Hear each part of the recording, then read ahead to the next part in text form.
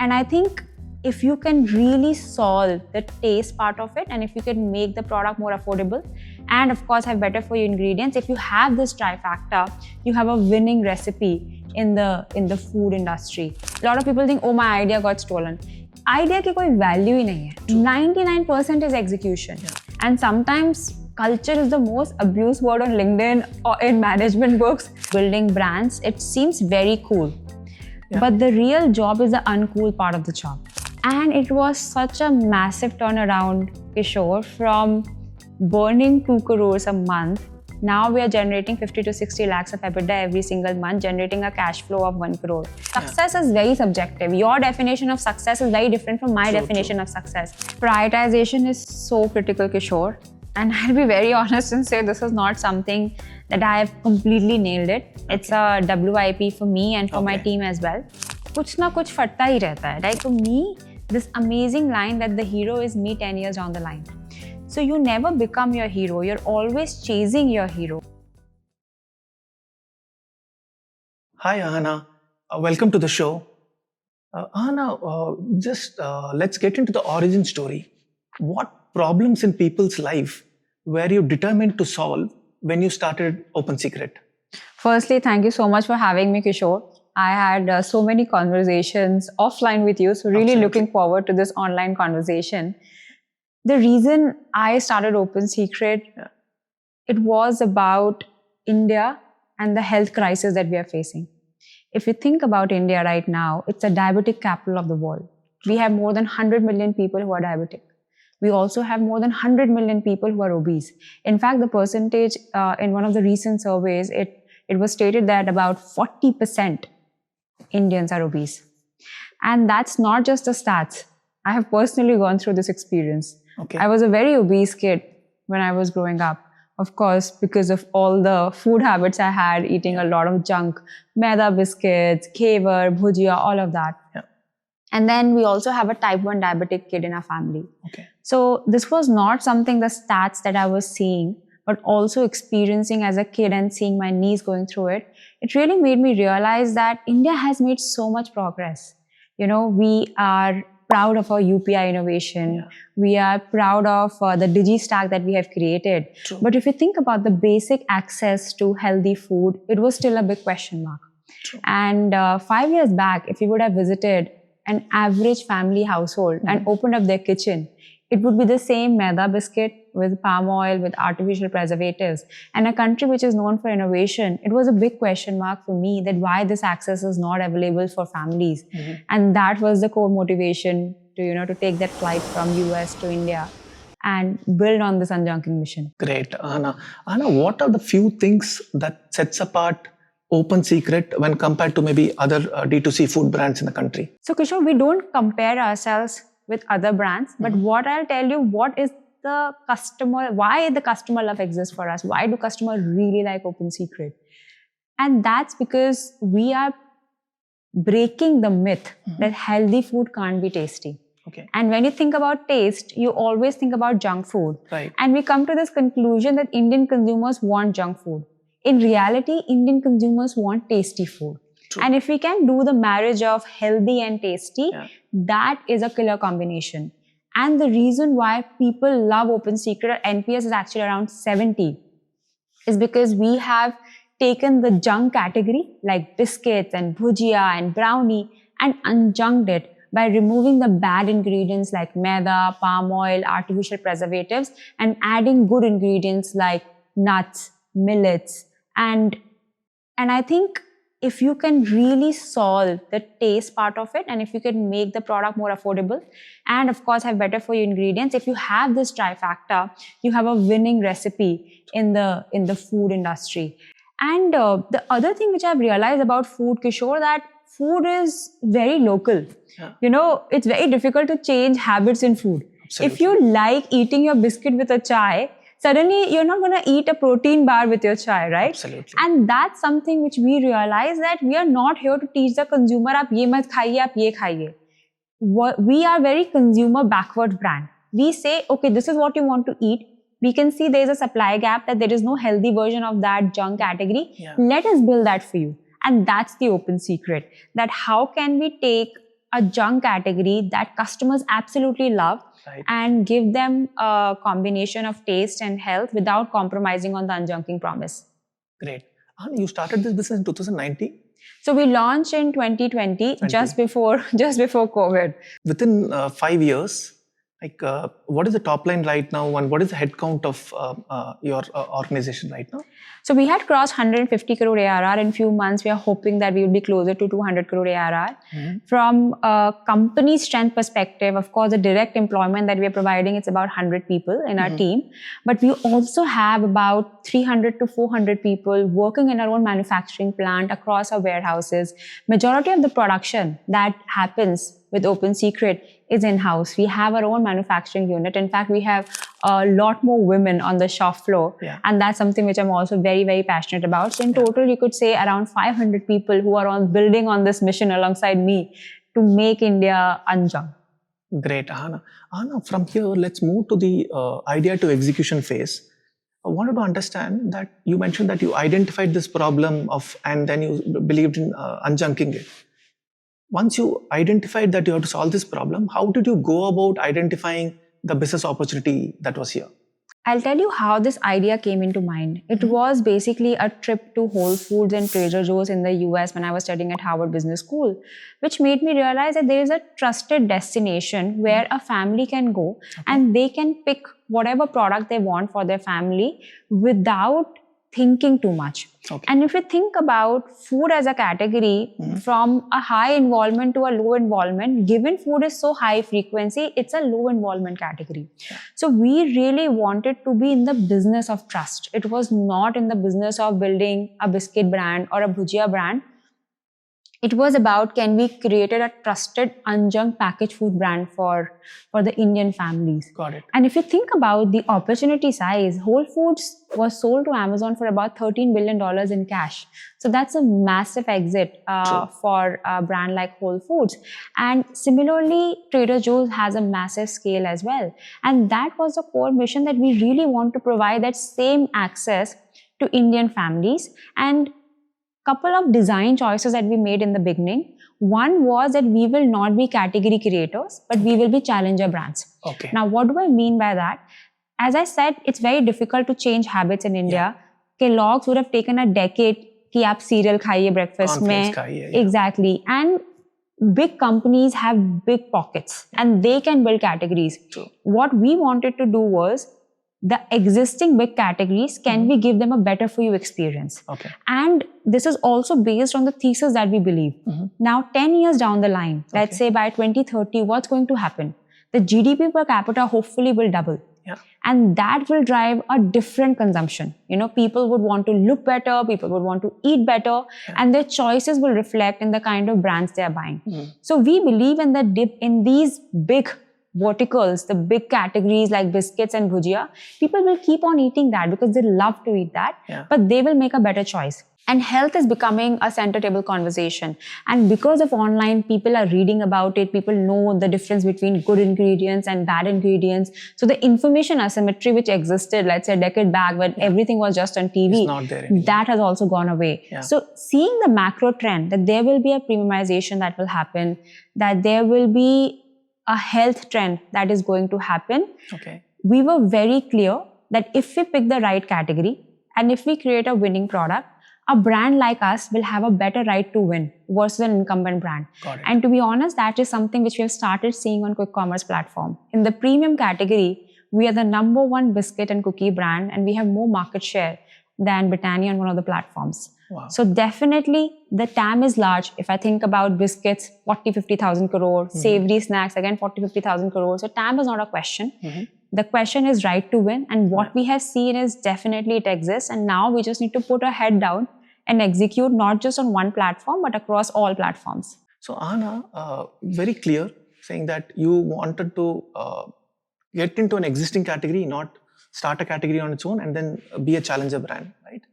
Once you identify the category, what is the first product that you went ahead with, and how did you decide on, hey, this is it that I wanted to go with? So when you're thinking about the assortment, Kishore, the way we have divided assortment is that there is an acquisition category and then there are retention categories or a cross categories. Okay. And the way we wanted to think about the acquisition category is what is the most penetrated snacking format in India. Okay. And we realized that biscuit has a penetration which is almost 99% in this country. Every household eats a biscuit every single day. True. And this is something which I've learned in my Procter & Gamble days. You know, whenever P&G enters a country, they will enter with laundry because har ghar mein laundry chahiye. Uske baad you can sell hair care, skin care, all of those things. Yeah. So we were very clear that we wanted to start with unjunking biscuit because biscuit also has a lot of junk. True. And in fact, this is the first product that we launched, which is still one of my favorite products. And it was again very simple unjunking principle that it's as tasty as your junk cookie, but we completely removed the maida and we added nuts. अगर आप किसी एक average brand का cashew cookie देखेंगे, it will be like 2% cashew, कहीं तो पीछे cashew लिखा होगा. This product, the number one ingredient is almond. And food products में ingredients are mentioned in the descending order of usage. So इसका मतलब है the product highest amount of ingredient is almonds. The second thing is we also thought a lot about serving size. देखिए खाने में क्या होता है, sometimes we feel it's healthy तो कितना भी खा सकते हैं, but you really have to control the serving size as well. So we have carefully curated this product which is just around 50 calories. Okay. And it has less, overall sugar is also less than 2 grams. So there's a lot of thought about what ingredients to add. Also, how can we make a perfect product? So it's from a macro perspective, it really fits your nutritious diet. And I think I would say to all the audience, please do try the product because it's unfair for me to talk about taste, but I'll tell you, this is one of the highest NPS rated products still. And people just love it. And that's the reason we're able to steal market share from the biggest incumbent brands. And we knew that, you know, we want to give more variety in biscuits and cookies. So this has a chocolate one because it makes it more indulgent, but people also wanted to dip it in the chai. So we came up with biscuits, which is we have unjunk not with nuts, but we use millets to unjunk. Again, removing unhealthy millets, removing maida, added millets. It has zero palm oil, it has zero refined sugar. We added jaggery in that biscuit, and we came up with the India favorite flavor like butter, chocolate, and jeera, which actually you can dip into your chai. So a lot of people enjoy this nutty cookie with their coffee, millet biscuit with the chai, and we are actually coming up with more innovation in the bakery segment. So it's not that we just started with one product and that's it. We also keep visiting the same category, and since then we've also launched multiple categories, but biscuit and cookies is how we drive the acquisition, and the product AOV is also around 35 rupees. So it's something which drives trial, and then we cross-sell our entire portfolio to the customer. So Ahana, having identified the category and the product, how did you go about with the production of the first set of products? So it's a very interesting story. I honestly always thought that, okay, we'll create this recipe. We know exactly what we want to create, but operation is something that we're just going to outsource because we don't want to do manufacturing. That was my initial thought process. Okay. But one thing which I was very clear that I wanted to have women on the shop floor. I grew up in Rajasthan, was raised by a single working mother. So I have seen that I got that opportunity to dream big because my mother was financially independent. And unfortunately, a lot of families in Rajasthan, they had very different dreams for their daughters and different dreams for their sons. And I felt that the kind of education I have received, Kishore, a seat at IIT Bombay, a seat at Harvard Business School, the kind of work experiences I had, the biggest FMCG company, Procter & Gamble, if I don't do something about it within my circle of control, what's the point of this privilege and the education? And, we talk about women empowerment so much, but the real empowerment is when you make her financially independent. Yeah. Jab tak she's not making the money, she will not be able to make decisions. True. So I was very clear that I wanted to have women on the shop floor. And especially because I have worked in consumer industries, and whenever I thought about manufacturing unit, it was all about men, technicians, building the products. And I really wanted to change that image. So with that mind, I thought, okay, let me go and visit contract manufacturers. I will tell them that we want to have women on the shop floor. And I still remember my visits to Bhiwandi. They didn't even have a women bathroom. I wanted to use the restroom and there was none because they never had any women working there. So I took that call that, we will build a manufacturing unit in-house. And I think today it has become a strategic advantage as well. Because in snacking, Kishore, people want variety. People want innovation. Big companies take years to launch a new product. We are launching one product every single day. And this is the easiest line is balancing health and taste. It's the most difficult execution to do. And it happens with Kaizen process. That we launch the first version, then we hear back from the consumer, we iterate, and every single day we are iterating. Just changing the temperature of at what temperature jaggery should be heated, the temperature of the oven, because every small things really change the texture, the taste of the product. And because of in-house R&D, in-house manufacturing, and then being a D2C brand, we are able to create this improvement so quickly and so fast, and then creating a winning product, not in one category, but in multiple categories. So it started with the vision of having more women on the shop floor. But I'm so glad that I made the decision, because it has become one of the critical advantages that we have in our execution now. Ahana, wanted to understand, you come with FMCG background, IIT Mumbai, Harvard, and so on and so forth. Assume an youngster who is just out of college has decided to start something in the D2C space. How should they go about it from the idea? I wanted to start something in some product, some category. I don't have any background. I don't know what does production mean. How do I identify people to start production? What should I allocate my initial capital in, even whether I'm bootstrapping or even if I have got seed funding? How can someone approach this phase? Sometimes people think as a CEO, you are the expert in everything. That you are the food expert, you are the accounting expert, you are the marketing expert. And I can tell you, Kishore, I am none of these. The reason I make decisions, and you can ask me, Ahana, then why are you making all the critical decisions at Open Secret? I feel as a CEO, you are not the smartest person or you are not the most knowledgeable person. You have the best context of the organization. You have a broader picture. You know the vision, you know where the company needs to be headed. So when you are starting a brand or you are launching a product, you don't need to have the food technologist background. What you really need to be very clear about is who is your consumer and what is the problem that you're trying to solve for the consumer. And then you can find people who can fill the gaps. You can find a food technologist who can help you create the vision into a product. You can find a manufacturer who can make this product at a commercial scale. You can find a salesperson, you can find a marketing person. All of these voids you can truly fill. But I feel as a founder, what you cannot delegate, two things. One is, what is the purpose of the brand? What is the positioning? Because a brand is a promise to a consumer. And that should never be broken. And that has to come from a deep-rooted purpose and a belief system. And that belief system definitely comes from a founder. Got it. And the second thing I feel, India is such an execution-heavy game. A lot of people think, oh, my idea got stolen. Idea ki koi value hi nahi hai. 99% is execution. And execution is fueled by culture. And sometimes culture is the most abused word on LinkedIn or in management books. But it's the biggest recipe to scale a company. When you have the right culture, it compounds. And as you scale, it helps. But it can also have a reverse effect. True. And it's not the HR's responsibility. It is the founder's responsibility. And to be honest, culture is not what we put on the wall. That our cultural value is this. What I say, what I do every single day. Like if in my organization, people know I live a very unjunk life. So this unjunking is not a marketing jargon. Every single person in Open Secret will vouch that how much we care about unjunking. So that becomes a cultural value. I have identified people for food, sales, marketing, and so on and so forth. The first 2-3 months, if I had X capital, where should I allocate the most to get it started and get it going, after which maybe my budget allocation could change? How do I go about that?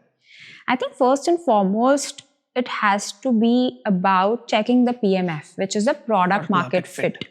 And that is creating a product. So the product, the packaging, the inventory, all of that, and quickly testing it with the consumer.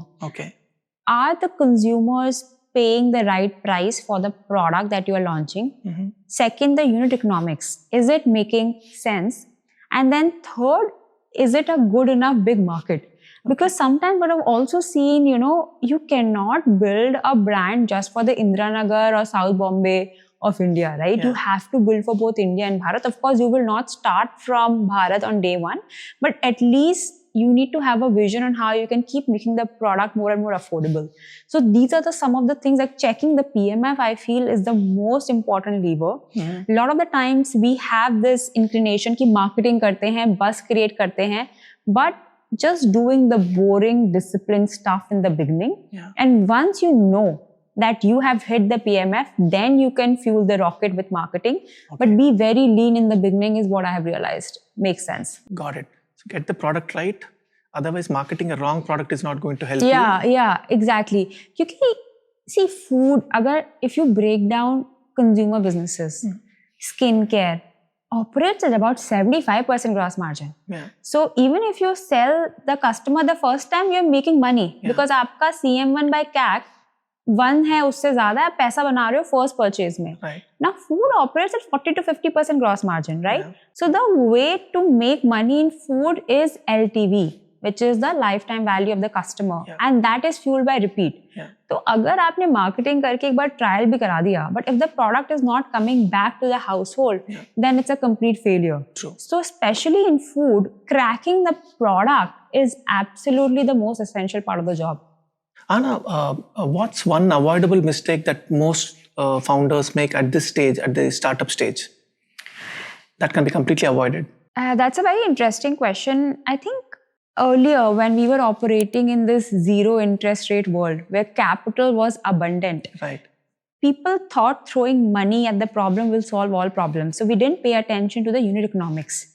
And consumer brands and consumer tech, they're completely different businesses, right? In consumer tech, there is a network effect that you need to build supply first and then demand will follow and then you will become profitable at a steady state. You can't have that network effect approach in consumer businesses. It's not about that. So you have to focus on the economics from the very beginning. Now we are EBITDA profitable. We generate cash flow every single month and I learned it the hard way. Because it was a bubble and you are a VC funded company, you think about, we just need to scale fast, economics will improve in the future, but that's not how I think consumer businesses should think about. And profitability is a core metric that we need to chase along with the growth. So from day one, From day one, you have to be very clear that the unit economics should make sense. Because sometimes I hear that the gross margin is negative. And how can you operate a business जहाँ पे आप सामान 100 रुपए का खरीद रहे हो and you're selling it at 90 rupees? Ahana, you were just mentioning about funding, right? So you were lucky to have investors right from the start based on your interesting idea. So who are your early investors? So I would say very fortunate to have amazing investors who have been great mentors on this journey. So of course, institutional funds like Matrix, which is now Z47, Sixth Sense, which is biggest consumer fund, Ananta on the cap table. But along with that, we also had great operators like Vijay Shekhar Sharma. He has been such an inspiration to me and I'm sure a lot of entrepreneurs. Given this is a very execution heavy business, along with capital, you really wanted people who can guide you on this journey. And I'm also a first-time founder. So you're bound to make a lot of mistakes. But just connecting with them, learning from them, there's so many things that you can identify without making a mistake. And I'm really grateful for all the brutal, honest conversations I had with my board because, sometimes we think our friend is who always says nice things about us. That, you amazing job.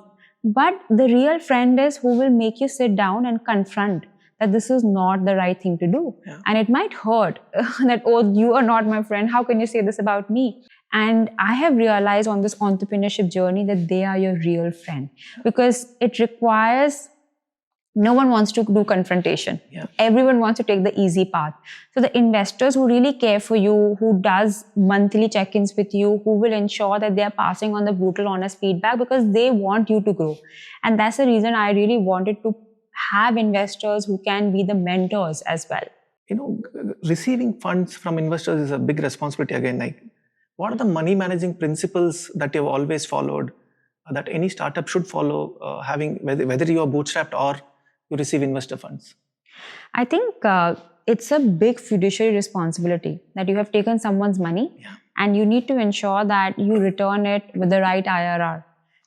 And like couple of things that I have realized, when you think about building brands, it seems very cool. But the real job is the uncool part of the job.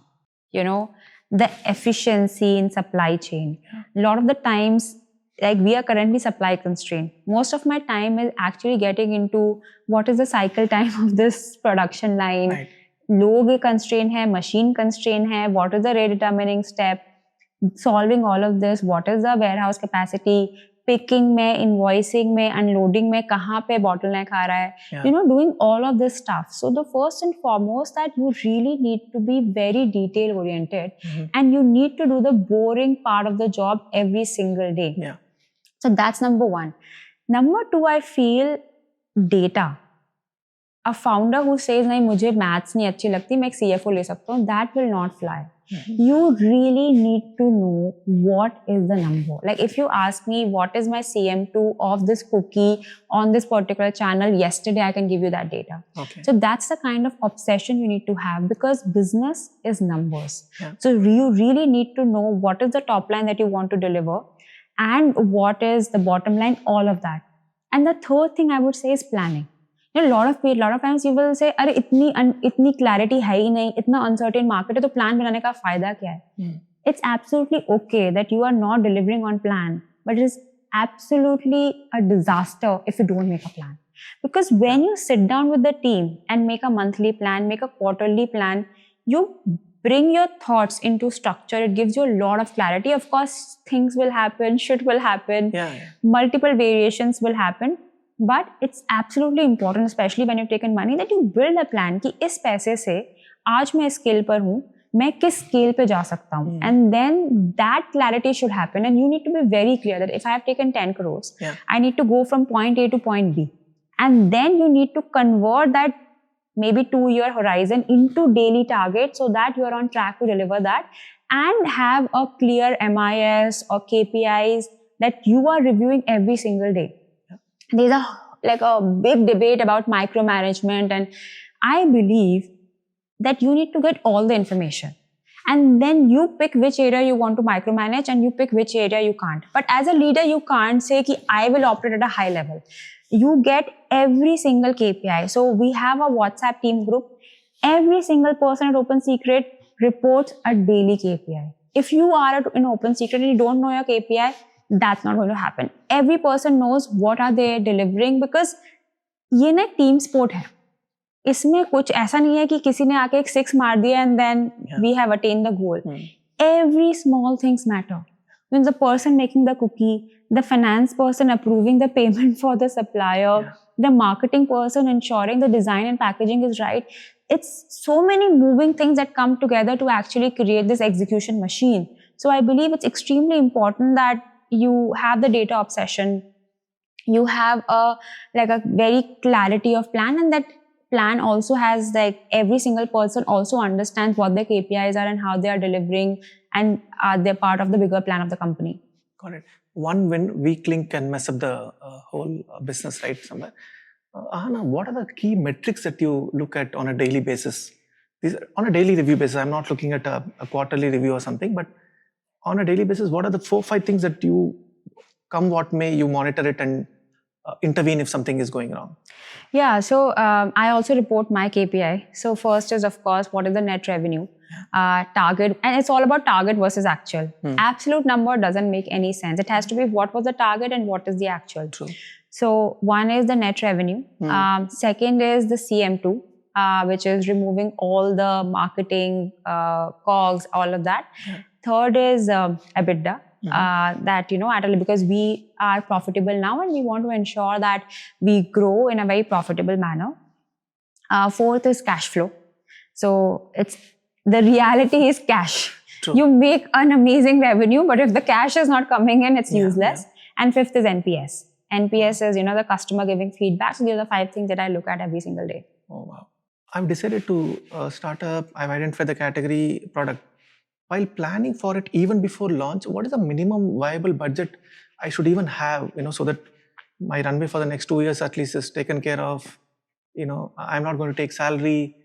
How do I manage that? What is the kind of funding to start a similar kind of startup if I want to go ahead right now? Yeah.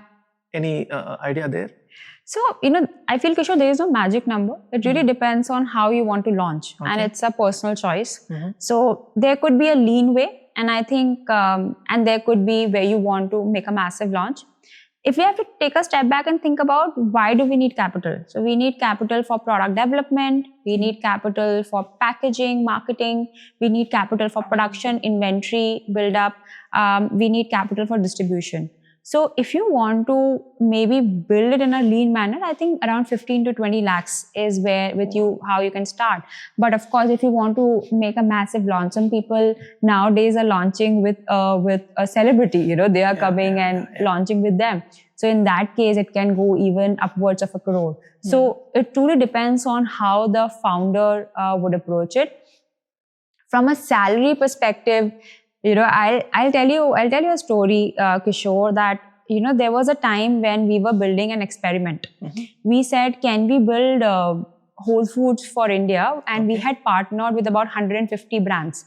So we started as a brand open secret. And then we said, okay, can we become a platform where we also would have about 150 other brands? And then we bought so much inventory. And we wanted to become a one-stop destination for everything. Oil, ghee, coconut water, snacks, everything. But because of multiple reasons, we realized that that's not the right execution strategy for the Indian market. But at that time, we were burning 2 crores a month. Okay. And I was very clear, it was also the time which was a funding winter. People were not, and this platform requires massive capital because again, network effect is something that you need. You don't need the capital for brand, but for platform, you need massive capital. So we realized that we have to go back to the brand rather than building Whole Foods for India, जहाँ पे आप private level बहुत छोटा है but आपके बाकी के brands का कंट्रीब्यूशन ज्यादा है. It's better to become Trader Joe's which is also a destination but everything is governed by their own private label. So we said that is a better, more capital efficient way to build. And it was such a massive turnaround, Kishore, from burning 2 crores a month. Now we are generating 50 to 60 lakhs of EBITDA every single month, generating a cash flow of 1 crore. I'm sitting here and talking about it. It looks like a turnaround, but I'll tell you, it's one hell of a journey. And this happened after we have raised a Series B. And for that 12 months, I took zero salary. And I made a commitment to the company that till the day I make the company profitable, I will take zero salary. Okay. So for me, founders are always all in. And you have to make the decision of salary, not just in the starting, but also in the end, maybe when the company is going through a tough phase. So you really, I think the reason I am in this is, for me, it's creating meaning, creating impact. And I'll do whatever it takes to ensure that we deliver on the promise. So Ahana, having launched your first product, how did you go about recruiting your first 1,000 customers? How did you move from 0 to 1? It's a very interesting story, I'll tell you. When we were first started, we thought a core consumer is going to be kids. Because when you think about parents, they're very worried about what to give in kids' tiffin. क्योंकि आप school में जाते हो या तो डब्बा भरा रहता है, क्योंकि अगर आप उसमें हेल्दी देते हो या फिर आप जंक कुकी देते हो तो आपको बुरा लगता है. So we thought we'll launch with a tiffin pack. And then suddenly COVID happened. So there was no school, there was no tiffin. Absolutely. But we realized what was happening is that those cookie was enjoyed by the parents as well as by the kids.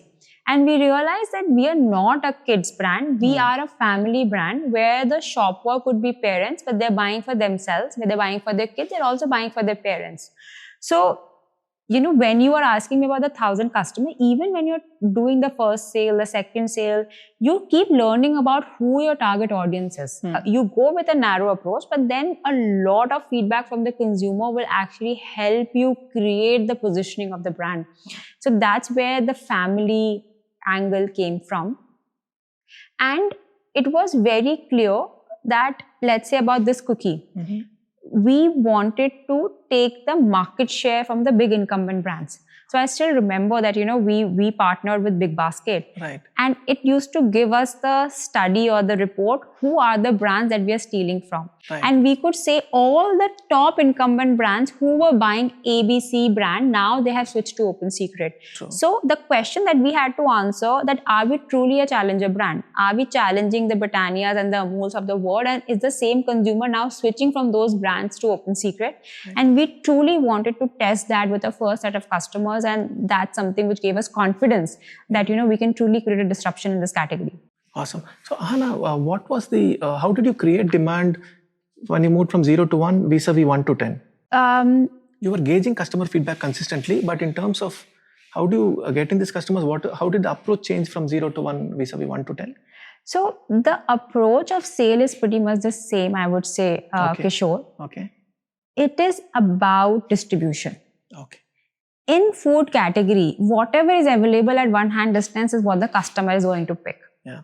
If the product is out of stock on Big Basket, the customer is going to pick something else. They're not going to look, and maybe if they are, I think very grateful for those consumers. We have to respect that if you're not available, if the distribution is poor, you cannot build a good or a big food brand in India.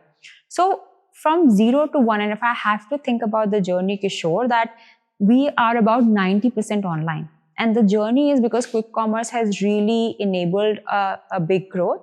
But if we want to go from 10 to 100, we also have to fuel the offline channel, because that's where the majority of Indian consumers shop. So the way you should think about the journey, it is a very omni-channel approach, that you are focusing on fewer channels in the beginning, ensuring that there is a profitable sale which is happening, ensuring that the repeats are really good. On quick commerce, about 80% is fueled by customers coming and buying products from a brand.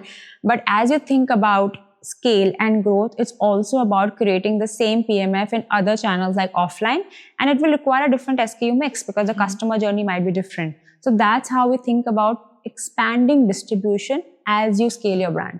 Ahana, from here, let's segue to talent part. Once you started up, how did you go about? You were primarily focused on also recruiting women primarily, right? Yeah. How did you end up recruiting the talent in the first phase? Why would someone join Open Secret when you were nothing at that point of time, right? Yeah. How did you go about it? Yeah. I don't think people join you for today. People join you for the future. The roadmap that you show. I think today, people really want to create impact. At least the kind of people who we want to hire, they were hungry to learn and hungry to create an impact. Okay. So that was absolutely essential. And I feel it is the core part of the founder's job to sell. To sell to your investors, to sell to your customers, to sell to your employees the vision, the growth, the disruption that you really want to create. So that's one skill set which you have to have. And you need to clearly articulate the vision, and you need to ensure that the talent is understanding the vision and they want to come and be a part of the journey. And I feel that when good talent joins you, that's a big sign that you are on the right path. So a lot of people who have joined Open Secret, they have left companies like Flipkart, they have education from Harvard Business School, IIT, they join the mission, and that talks about the opportunity that we have in front of us. And now it really depends on us on how we execute. But I do not have a doubt in my head that $1 billion brand cannot be created with this unjunking positioning. Now, whether it's us or whether it's somebody else, it truly depends on who executes better. Yeah. But I'm 100% clear that there will be $1 billion brand which will get created in food. Having acquired talent, Ahana, Gen Z is very different. How do you retain this talent? Anything that you employ, the way you handle them, that ends up in retention? What do you do? I think hiring is the answer. Okay. I think we have, of course, made the mistake. But now, especially when I'm hiring, I will be so honest with them that I will say, like, sometimes you have to work on the weekends. It doesn't matter as leaders just about the input. You have to really own the output. We are going to push you very hard. If this is the kind of work environment that you get excited about, that you will learn a lot, you will be pushed really hard. But at the same time, you can see the kind of impact and the kind of learning which will happen. So just be brutally honest with the person who's gonna join you. And I realized that, there are a lot of people who said, I want to be part of this journey. I really want to learn. I want to go through this experience. They are absolutely the right fit. But do not promise them something and then give them something else. And I think that's where retention fails. But having said that, we have also done a lot of mistakes. And I've realized that if you have realized that this person is not the right fit for the culture. See, there are two issues when you make a bad hire. One is a intent issue. The second is a capability issue. Yeah. Capability issue can be solved for. वो हो जाता है. आप figure out कर सकते हो उनके लिए क्या perfect role है, क्या चीजें हैं. But अगर intent is a problem, then you have to make the decisions very quickly because it's bad for them. वो भी suffer कर रहे हैं क्योंकि उनको इस environment में नहीं करना है, हमारे लिए भी है. And I've realized that one bad person can actually impact the culture of the entire team. Completely. So as a founder, as a leader, if you're not making the quick decision, you're actually doing a lot of disservice to the company. Yeah. And sometimes वही है कि tough decision लेने में हिचकिचाते हैं, but you have to make it extremely fast. Yeah. Otherwise, I think it will have impact, and more so when they are at a senior leadership within the organization, right? I think they will, the culture will trickle down. And you have to do it very respectfully. A lot of the times I had a very honest conversation and I will say that, hey, this is not working out. I see A, B, C, and the person will also be very honest. This is my life goal. Yeah. And Kishore, I feel there's no right or wrong answer. ऐसा नहीं है कि company ठीक है या वो ठीक है. It really depends on what you want to accomplish in life. And that should be the true goal. Success is very subjective. Your definition of success is very different from my definition of success. Absolutely. So that's the reason that you have to clearly communicate what is the culture of the company and does it really fit with the personality that you're hiring. Yeah. Expectation setting is extremely critical. Yes. Great. Ahana, from here, let's move into margins and growth, right? When it comes to margins, especially in the food space, what are non-negotiables when someone is wanting to launch? So as I said, from a unit economics perspective, there are three metrics that we look. One is gross margin. So gross margin ka matlab hai the raw material, the packaging material, the processing, all the variable costs that went into making the product. Yeah. So that has to be a very healthy gross margin, because if gross margin is not there, you will have no money left to market the product. Yeah. And in this category, even incumbent brands, they have to continuously spend on marketing to be on top of mind. Yeah.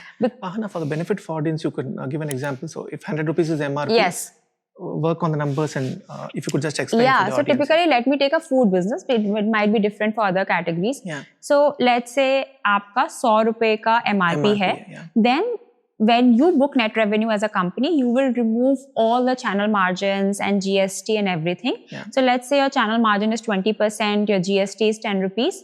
30 rupees आप हटा देंगे. So 100 से 70 rupees is your net revenue. Yeah. Then you will remove the cost of buying that goods, which could be the raw material cost, the purchasing material, processing cost, which is basically COGS. Let's say the COGS is about 20 rupees. Yeah. Then you come down to gross margin, which is 50 rupees. Yeah. And उसमें फिर logistics आता है. In fact, in food, because it's a volumetric product, chips में तो हवा भी होती है. Yeah. It's very high. Yeah. The logistic cost. So let's say it's about 10 rupees. Yeah. Then your CM1 becomes 40 rupees. Yeah. Then you are spending about 20 rupees in marketing, then your CM2 becomes 20 rupees. Yeah. And with that 20 rupees, you have to fund your fixed costs and everything so that you can have a profitable EBITDA. So that's how the P&L works. In terms of percentages, typically what I have seen, gross margin for a food business is about 40 to 50% of the net revenue. Your CM1, your logistic cost will be about 5%. So let's say 35 to 40%. You will be spending around 10 to 15% on marketing, and a net EBITDA of about 15% is what some of the big listed companies would be making in India in food. Ahana, how has quick commerce changed the rules of the game for a brand like yours? Quick commerce has enabled a big growth for us. Just to give you some numbers, about like 8-9 months back, it was contributing around 25% of the overall revenue. Okay. Now it's contributing 55% of the overall revenue. And the reason why it has really enabled grocery brands like ours, because we had two options. One is offline, the second is e-commerce. But e-commerce में आप 20 रुपए का या 50 रुपए का biscuit packet नहीं sell कर सकते हो, right? It makes sense to have a high AOV, high margin product, which was not very suited for a grocery brand like us. In offline, you really need to create a pull, and you can't have a digital marketing going into driving a lot of offline offtakes. Okay. So it was a very difficult channel to crack. या तो आप TV पे campaign करिए to drive that pull, but that's super expensive. There's a lot of wastage in media. Now, quick commerce has enabled that offline journey online.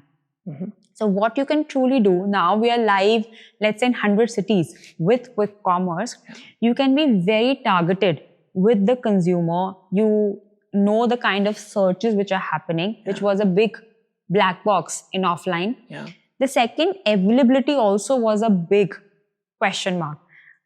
Offline में बोलते हैं जो दिखता है वो बिकता है. Yeah. But you sell to a distributor sell to a retailer, और retailer की दुकान में कोई लड़का होगा जो shelf में कहीं उसको डाल देगा. Promoter, you don't even know whether the brand is visible or not. True. But when it comes to digital shelf, you can truly own how your brand is presented to the consumer.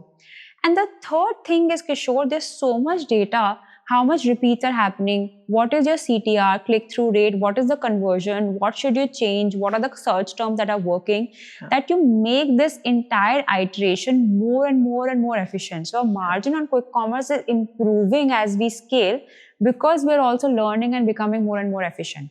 Correct. So that I feel has been a big enabler. But having said that, Kishore, I would say you have to build an omni-channel brand. Right. You cannot just build for one channel, and you have to create SKUs which fit for the omni-channel strategy. Because जो journey modern trade में हो रही है, general trade में हो रही है, is very different from e-commerce, is very different from quick commerce, and you need to have the right SKUs. And I don't think there is this PMF for the brand. Now there is PMF for the brand for the channel. So you have to keep proving PMF when you enter into a new channel. Ahana, if you could bet, what could kill D2C brands in the near future? I think given, again, there are a lot of funding which is coming into D2C brands, not having focus on unit economics and growth at all cost kind of a mentality, that if you are trying to live from one funding race to another, I think that might not be the right execution. And when you have capital, sometimes you make that mistakes. You have this temptation to do a big marketing campaigns and not having the right ROI. To be frugal, even when you have a VC backing you, that will be the mantra. And I think that's something which, if you can deliver and if you have a sustainable business, you will have a long-term play, a right to play in this market. From here, let's move into personal systems and leadership. What are the ways in which you store ideas, insights? You'll have a lot of ideas that pop up. You'll hear a lot of ideas coming from others. Is there any approach that you have when it comes to storing of ideas so that you can retrieve when you want to? If I have an idea, it will go into my team group WhatsApp. And I've realized that idea has no value. You have to execute and test it out. So there's no place where I said, okay, this is something which I'm gonna, if there's an idea, it goes on my WhatsApp. We decide क्या timeline होगा, क्या success metric होगा इसका, and then we just go for it. So unfortunately, fortunately, WhatsApp is one bad habit or the good habit that we have, and everything gets documented there. You're a founder, CEO, and a lot of things are at your desk. How do you prioritize things? Prioritization is so critical, Kishore. And I'll be very honest and say this is not something that I have completely nailed it. It's a WIP for me and for my team as well.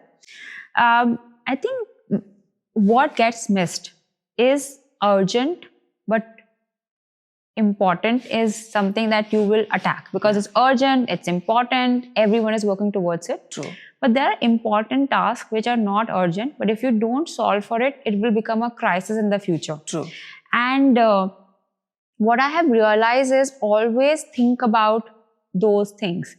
And one tactical way to do about it is, and this is the advice that I got, you have to have a thinking time block on your calendar. Because कुछ ना कुछ फटता ही रहता है. Like if you just keep your calendar open and if you don't plan your day, everyone will come and just take your time. So, and as a founder, you have to have that microscopic view, but you also have to have that telescopic view. Yeah. And having that 1 hour of thinking time every single day, I now realize that I will never compromise on that. So that really makes me wonder, are there any important tasks which are not urgent, but if I don't do it now, will create another crisis? And sometimes when we are in the crisis, we feel हम तो बहुत मेहनत कर रहे हैं, बहुत ही अच्छा कर रहे हैं, my team is working so hard. But that's not the right thing. And now as we are scaling, the most important thing is how you're building the processes. Because just pushing will not happen. You have to structurally solve the foundation of a problem that you're trying to solve. And that comes by having a lot of thinking time. And in any team, there are thinkers and there are doers. And it's extremely important for at least the founder that you need to think, and then you need to ensure that the right executors are actually doing it. But if the founder just starts only doing, then who's doing the thinking? And everyone will move in 10 different directions, and the strategy बहुत अच्छा होगा paper पे, but execution is going to be a mess. Yeah, absolutely. I think a lot of people, Ahana, across corporates, right, miss out on the thinking part. They seem to be very busy, occupied in meetings. And everyone thinks they're doing a great job, but nothing moves forward, right? One meeting ends and they plan for the next meeting. And you feel good. Like, I am working 12 hours, 14 hours a day. Absolutely. But so, where are we heading? Exactly. It's about that velocity versus speed. Absolutely. And going in the direction also matters. Absolutely. When it comes to mental models, any one or many mental models that you use while at work or in personal life? No, definitely. I think I am an engineer, so frameworks really help. And typically for everything, we have a mental framework. Like, for example, if there is a problem that I have to think about, I will always pick the short-term pain and the long-term gain. So we'll never take a shortcut. And whenever my team will tell me, like, it's always the bad decision. जब भी मैंने कोई गलती किया, and I feel the mistakes I've done at Open Secret is when I have prioritized the short-term gain. Yes, and that is the biggest framework I use whenever I make decisions. And what we've also realized is giving clarity to individual team on how they should think about their own decision making, because not all decisions are made by me. So, for example, for innovation, we absolutely know which categories we will operate. Deep categories, good growth rate on a scale of 1 to 10 has to be a junk category. So that's how we enter. So everyone is given a very clear framework so that they can also make their own individual decisions. Okay. Any biggest fears as a founder, Ahana, that you would want to talk about? The biggest fear for me used to be the imposter syndrome. And that's universal, I think. Ahana, before you continue, I've heard somewhere, the biggest of the stars across the globe, Tom Hanks, Oprah Winfrey, all of them talk about imposter syndrome. Yeah, but it's still there, Kishore, even today. But what I've realized that you have to channel it positively. Okay. So for me, I know today that I'm not a good enough CEO when I think about a $1 billion brand. But I know that I have this fire and hunger in me that I will work on my own leadership, my own skill set to be that version. And I'm a big believer, and I was talking about this a previous day as well, that people ask you, who is your hero? And you might say, maybe Oprah is my hero. But for me, this amazing line that the hero is me 10 years down the line. So you never become your hero. You're always chasing your hero. And I think I have turned my imposter syndrome into believing that I'm not the hero I want to be, but I know that I'm going to work so damn hard and I'm going to be so resilient that I will become that one day. And of course, that goal keeps moving forward. I've seen a LinkedIn post on this also from you. Yeah. Ahana, honestly, when I see your LinkedIn posts, they're extremely authentic. What all have you done to have such a huge following on LinkedIn? What do you think are the reasons behind such a following? I know one is authenticity that I know of. Maybe another is consistency. Anything else? I think, Kishore, what has worked, at least for me, is that not approaching it as a content creator. Yeah. And whenever people ask me about LinkedIn, I said, this is not my core job. Yeah. My core job is building on this mission of unjunking. Unjunking India. Yeah. I do that 14 to 16 hours a day. And whatever is my learning, I try and communicate it without any filter on LinkedIn. I think that has worked. But it is not about just writing for the sake of views, for the sake of engagement. So if you would see, there are only few things that I care about and I write about. So I truly am very passionate about bringing more women. So I'm going to talk about, and this is also, I feel it's my circle of influence, right? If a young girl in Bharatpur can read my post and can get inspired, that's the kind of difference I want to create. I am sitting here today, Kishore, because my mom was there and she truly inspired me that, you know, education changes everything. It doesn't matter what your gender is, which small city you come from. And she gave me that confidence that if I want, I can achieve everything. She used to say that, "Tu mera bahadur bachcha hai." You know, that's the kind of confidence she has given me. And if I can do the same impact with my writing, I do that. The second thing is, of course, health. I was such an unfit person, Kishore. And just with basic open secret that I have employed in my life, it has transformed. I feel this is the fittest I've ever been. And I share and I talk about that. And third is business, building in India. That's what I do 16 hours a day. So not thinking of LinkedIn as a content creator, but truly sharing what your core job is. And of course, being very authentic, because people and readers are extremely smart. They know when you're faking it. So this mantra, fake it till you make it, I don't think it's true in today's social media world. Great. So Ahana, any few books, 2 to 3 books that has impacted significantly in your life? I think 2 books that I would highly recommend. One is Innovator's Dilemma, which is by a professor called Clay Christensen. And I was very fortunate to take his class when I was at Harvard Business School. And he talks about disruption. Every single investor I've met has asked me this question, कि आप जो कर रहे हो, हर कोई, like Britannia, Amul, सब कर सकते हैं. But this book talks about how it's extremely difficult for big companies to have this 0 to 1 journey and why disruption happens in the first place. So anyone who's building a challenger brand, who wants to think about business, highly recommend Innovator's Dilemma by Clayton Christensen. And the second book is Atomic Habits. Wow. So I am a product of compounding, and I have realized that your habits become your identity.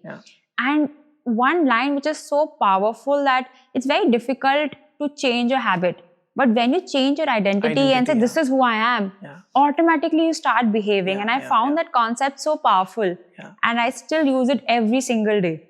So I have made my identity. I don't eat maida at all. Now no one even offers maida to me.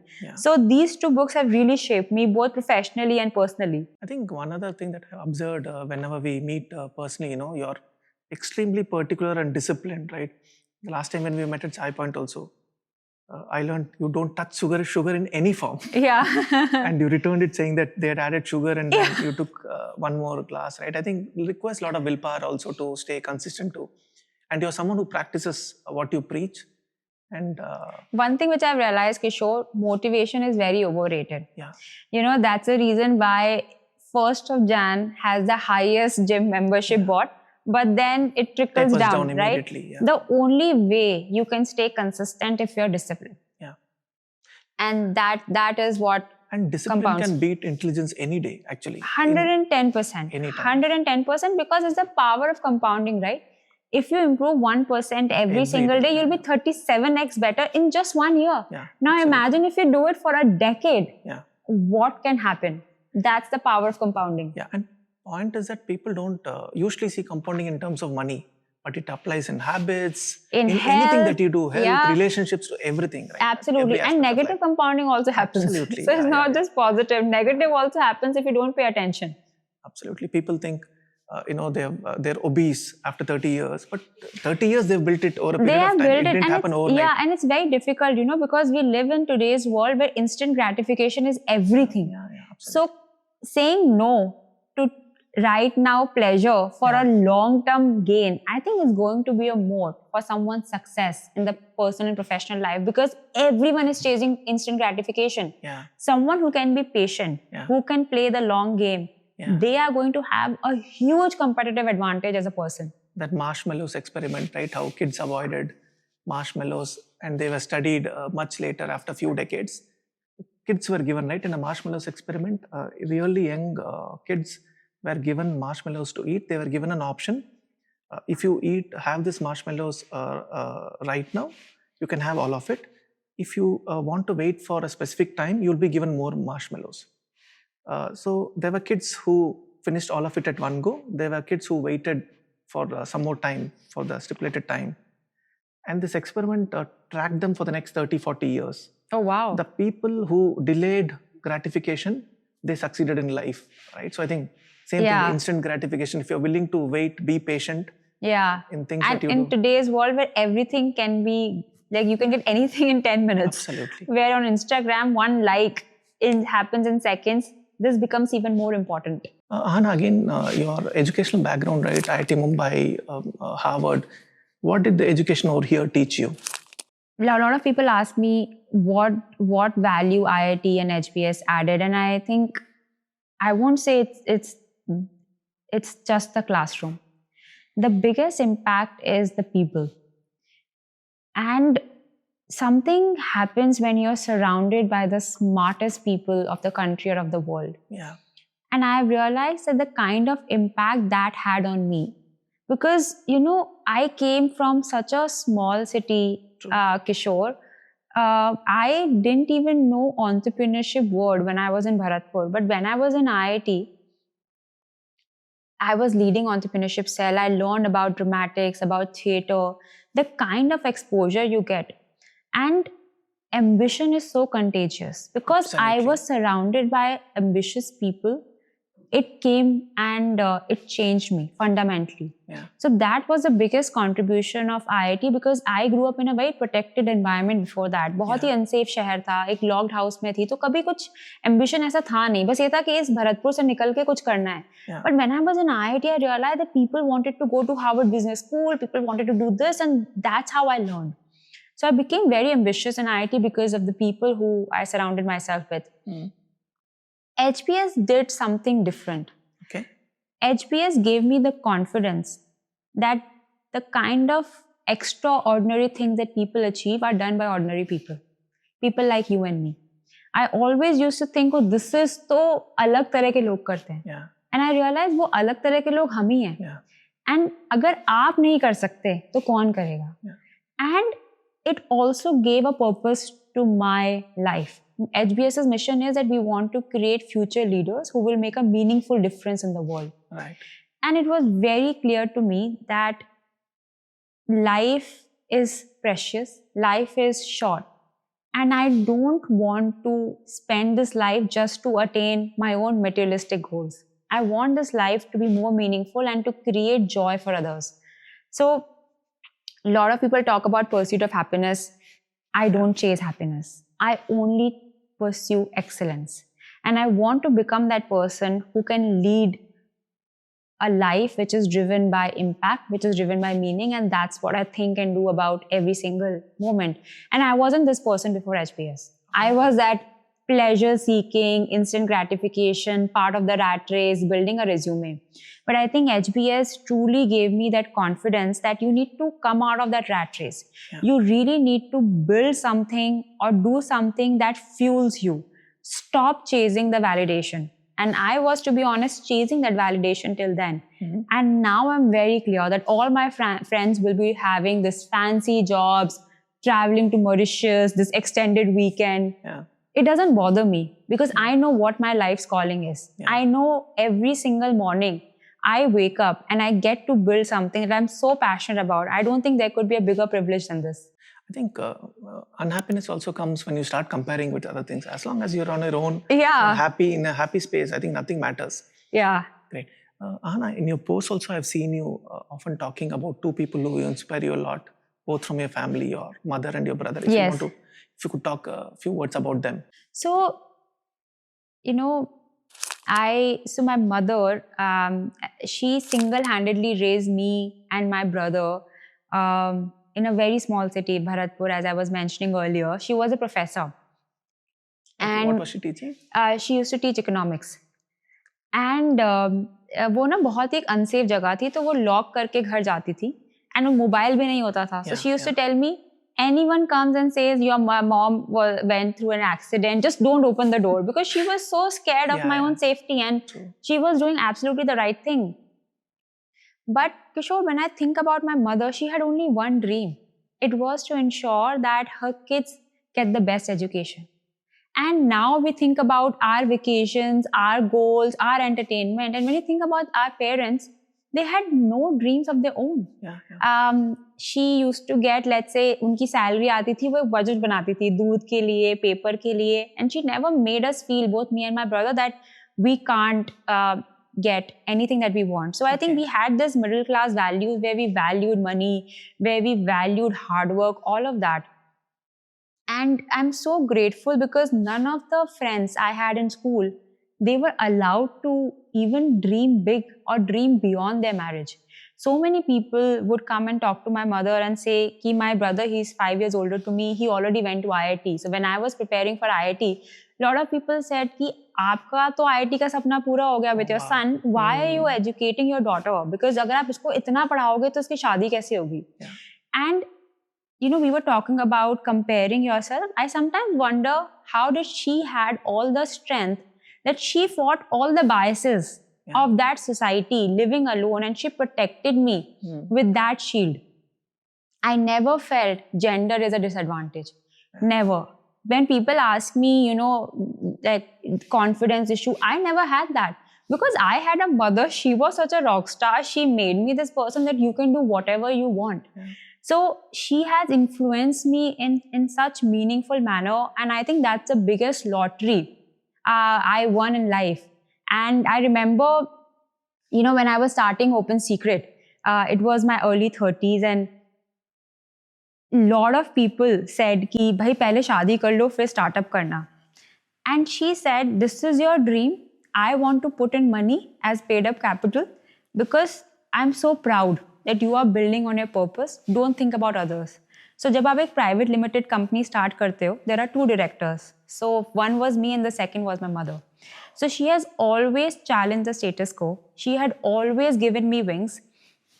And somehow I remember she always was my biggest cheerleader.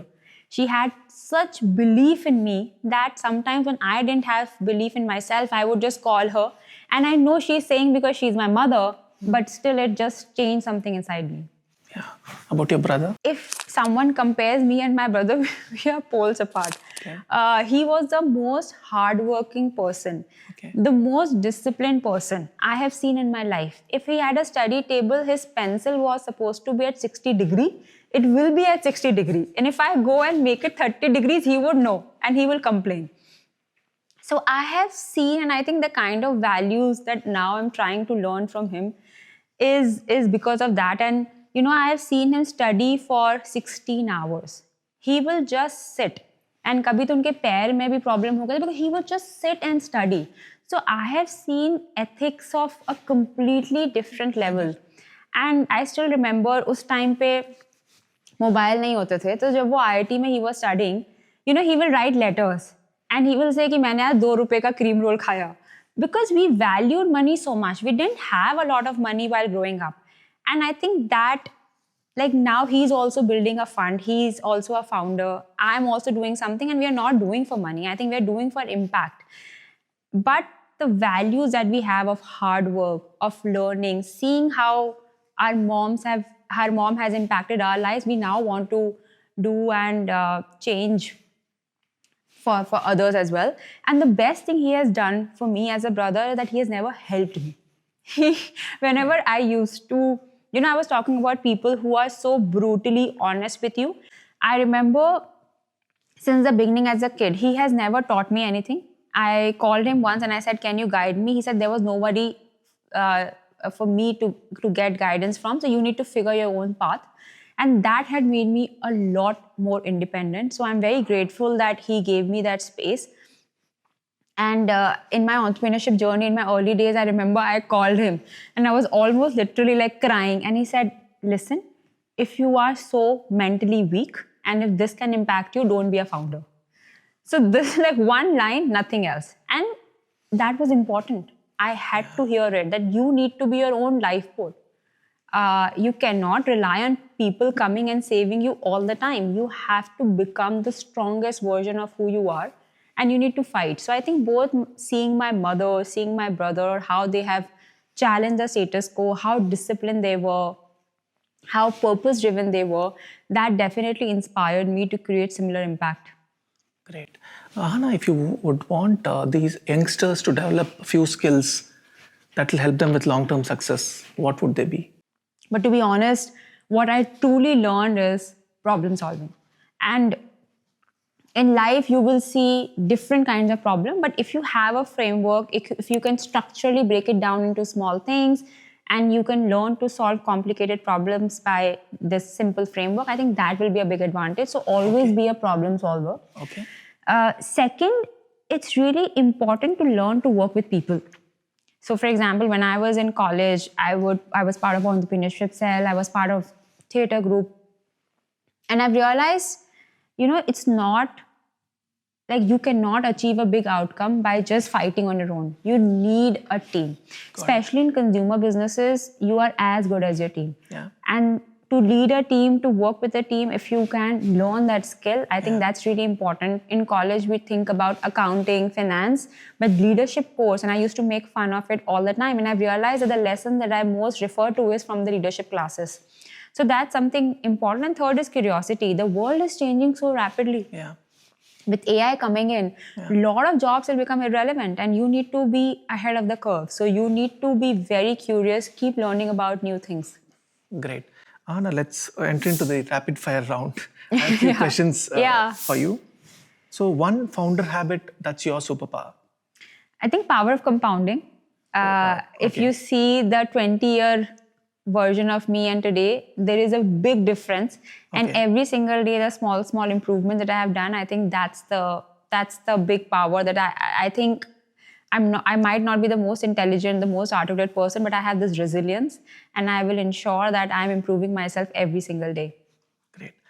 Ahana, the worst advice you ignored and you're obviously glad you did? The one that I was saying when someone said, "Pehle shaadi kar lo, fir startup karna." Your most effective productivity hack? Is to plan my day, just block calendars. So my entire day, even my travel time is blocked on my calendar, because then it ensures that I'm working on the important task and not just focusing on the urgent firefighting, which keeps happening all the time. Okay. Ahana, one underrated tool or platform that secretly powers your work that helps you a lot? I think now AI is something like ChatGPT. Whether I want to do research about product, like how can I unjunk it, what ingredients could I use, to even writing better. There's so many features. So yeah, that's something which now I'm using almost every single day and multiple hours a day. Yeah, you have a free virtual assistant 24/7. There's no reason why you can't learn anything now, like because they can explain it to you. So it's just you and your laziness. Ahana, if you could swap jobs with any brand founder for a day, who and why? It's a very interesting question, Kishore. I'm building Open Secret because I'm really passionate about this unjunking mission. And it's not for the sake of being a founder. It's not for the sake of money. So it's not about, there's a bigger brand. Whatever number of days I have left on this planet, I would just want to keep building on this unjunking mission, and I can't think of anything else that is more desirable than this. Great. Ahana, the hardest Open Secret product to crack? So I would say two. One is the plant protein. So when we bring Open Secret, we promise the taste. And plant protein was one category where people never liked the taste because of just the texture of the product. And we have done so many iterations, and now that is one product I consume every single morning, and really proud. I could proudly say that it's the tastiest plant protein in the country right now. Great. Now that I just wanted to digress from here, I remember you telling me in one of the conversations that first you wanted to address the unjunking part, removing the ingredients, and you wanted to solve the health, the protein part. Yeah. And then now you're getting into solving the sleep problem. Yes. So I think that's brilliant. So Ahana, one open secret about building a consumer brand that no one tells you. People think it's really a cool job. they forget that execution, supply chain, the boring part of the business is what scales a brand. So if you're not available on quick commerce, if you're not ensuring the quality of the product is right, these daily boring things is what's going to make your brand. I remember Nikhil Kamath talking about it, no? Only if you build boring businesses, there is a chance to scale. And because what you see is all the like big campaigns and celebrities. That is just one part of the job. The big foundation is all the boring stuff that you do behind the scene. Yeah, Ahana, one customer review that made you smile for a few days or for a week. So I'll tell you, customer reviews are the best moments in any day. In fact, I had an audio clipping, and I'll see if I could find it. There was this one customer who reached out to me on Instagram, and she left an audio note, and she said, Ahana, I just love your brownie. And it's my favorite breakfast. Now, I would have never imagined someone eating a brownie as for the breakfast.